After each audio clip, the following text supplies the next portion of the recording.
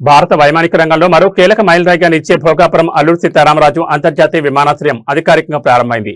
ఉత్తరాంధ్ర అభివృద్ధికి game changer గా భావిస్తున్న ఈ ప్రతిష్టాత్మక ప్రాజెక్టును భారత ప్రధాని నరేంద్ర మోడీ ప్రారంభించారు. ఈ సందర్భంగా విమానాశ్రయ ప్రాంగణంలో రాష్ట్ర ప్రభుత్వం ఘనస్వాగతం ఏర్పాటు చేయగా గిరిజన సంప్రదాయ సంస్కృతి ప్రతిబింబించే దింసా నృత్య ప్రదర్శన ప్రత్యేక ఆకర్షణగా నిలిచింది. ప్రధాని మోడీకి స్వాగతం పలికేందుకు రాష్ట్రంలోని వివిధ గిరిజన ప్రాంతాల నుంచి వచ్చిన సుమారు 13,000 మంది విద్యార్థులు, మహిళలు సంప్రదాయ వేషధారణలో దింసా నృత్యం ప్రదర్శించారు. ఇప్పటికే గిన్నీస్ వరల్డ్ రికార్డు సాధించిన ఈ నృత్యాన్ని ఆసక్తిగా వీక్షిస్తూ ప్రధాని వేదిక వద్దకు చేరుకున్నారు. గిరిజన కళా సంపదకు అంతర్జాతీయ స్థాయిలో గుర్తింపు రావడం ఆనందంగా ఉందని పేర్కొన్న ఆయన తమను ఆహ్వానించేందుకు దూర ప్రాంతాల నుంచి వచ్చిన ప్రతి గిరిజన బిడ్డకు ప్రత్యేకంగా అభినందనలు తెలిపారు. ఈ సందర్భంగా మాట్లాడిన ప్రధాని నరేంద్ర మోడీ స్వాతంత్ర సమరయోధుడు అల్లూరి సీతారామరాజు పేరును ఈ అంతర్జాతీయ విమానాశ్రయానికి పెట్టడం ఎంతో గర్వకారణమని అన్నారు. దేశ స్వాతంత్ర్యం కోసం అల్లూరి చేసిన పోరాటం తరతరాలకు స్ఫూర్తిగా నిలుస్తుందని, ఆయన పేరు ఈ విమానాశ్రయంపై ఉండడం ఉత్తరాంధ్ర ప్రజలకు గౌరవమని పేర్కొన్నారు. ఈ విమానాశ్రయం వల్ల పర్యాటకం, ఐటీ, ఫార్మా ఎగుమతులు, పారిశ్రామిక రంగాలతో పాటు స్థానిక యువతకు పెద్ద ఎత్తున ఉపాధి అవకాశాలు లభిస్తాయని ఆశాభావం వ్యక్తం చేశారు. साथियों, आंध्र प्रदेश हमेशा भविष्य की सोच रखने वाला प्रदेश रहा है। सॉफ्टवेयर, आईटी और टेक सेक्टर में आंध्र के युवाओं ने पूरी दुनिया में अपना डंका बजाया है और इसलिए सरकार यहां के टैलेंट को आंध्र प्रदेश की डेवलपमेंट पावर से जोड़ना चाहती है। మిత్రులారా, ఆంధ్రప్రదేశ్ ఎప్పటి నుంచో భవిష్యత్తును దృష్టిలో పెట్టుకొని ముందుకు సాగే రాష్ట్రం. సాఫ్ట్వేర్ గాని, ఐటీ గాని, టెక్ రంగాల్లో గాని ఆంధ్రప్రదేశ్ యువత ప్రపంచ వ్యాప్తంగా తన ప్రతిభను చాటుకున్నారు. అందుకే ఇక్కడ యువత తాలూకా ప్రతిభను ఆంధ్రప్రదేశ్ తాలూకా అభివృద్ధి శక్తితో అనుసంధానం చేయాలని ప్రభుత్వం కోరుకుంటుంది. हमारे टैलेंटेड युवाओं की प्रतिभा का लाभ आंध्र प्रदेश और देश को ज्यादा से ज्यादा मिले, ये बहुत आवश्यक है। इसके लिए हमारा फोकस अब सेमीकंडक्टर जैसी फ्यूचरिस्टिक टेक इंडस्ट्री पर है। विशाखापट्टनम में नए सेमीकंडक्टर प्लांट का शिलान्यास इसी दिशा में एक बहुत बड़ा कदम है। మన ప్రతిభావంతులైన యువత సామర్థ్యం ఆంధ్రప్రదేశ్కే కాకుండా దేశానికి మరింత ఉపయోగపడాలి. అందుకే ఇప్పుడు మా దృష్టి సెమీకండక్టర్ వంటి ఫ్యూచరిస్టిక్ టెక్ ఇండస్ట్రీస్ పై ఉంది. విశాఖపట్నంలో కొత్త సెమీకండక్టర్ ప్లాంట్ తాలూకా శంకుస్థాపన ఆ దిశగా ఒక గొప్ప అడుగుగా నేను భావిస్తున్నాను.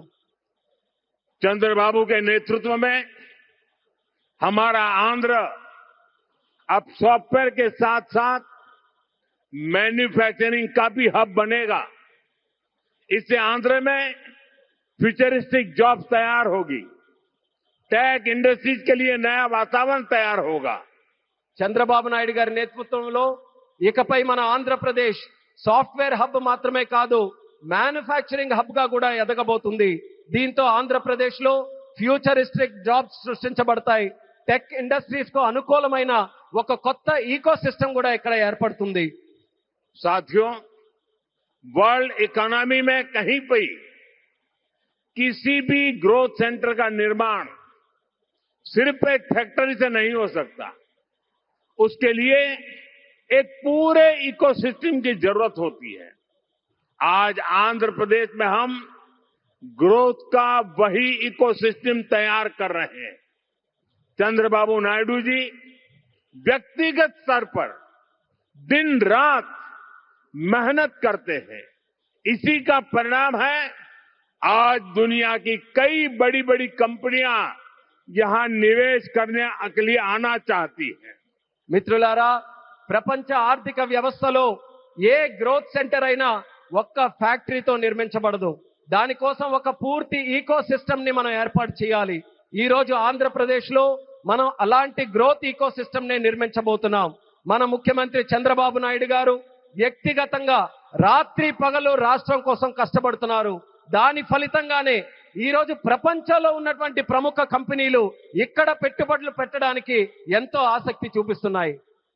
साथियों, यहां सेमीकंडक्टर के साथ साथ एआई इंफ्रा और डेटा सेंटर पर भी काम हो रहा है। गूगल ने भी यहां $15 बिलियन के एआई और क्लाउड इंफ्रास्ट्रक्चर कैंपस की घोषणा की है और भी कई ग्लोबल कंपनी यहां नई संभावनाएं देख रही हैं। इसका बहुत बड़ा फायदा आंध्र प्रदेश के साथ साथ देश के यूथ को हो रहा है। మిత్రులారా, ఇక్కడ సెమీ కండక్టర్ తో పాటు ఏఐ ఇన్ఫ్రాస్ట్రక్చర్, డేటా సెంటర్స్ రంగాల్లో కూడా వేగంగా పనులు జరుగుతున్నాయి. గూగుల్ కూడా ఇక్కడ $15 బిలియన్ విలువైన ఏఐ మరియు క్లౌడ్ ఇన్ఫ్రాస్ట్రక్చర్ క్యాంపస్ ని ఏర్పాటు చేయబోతుంది. ఇంకా అనేక అంతర్జాతీయ కంపెనీలు కూడా ఇక్కడ కొత్త పెట్టుబడులకు అవకాశాలు చూస్తున్నాయి. దీనివల్ల ఆంధ్రప్రదేశ్ యువత కాకుండా దేశ యువతకు కూడా ఒక్క గొప్ప ప్రయోజనం కలగబోతుంది.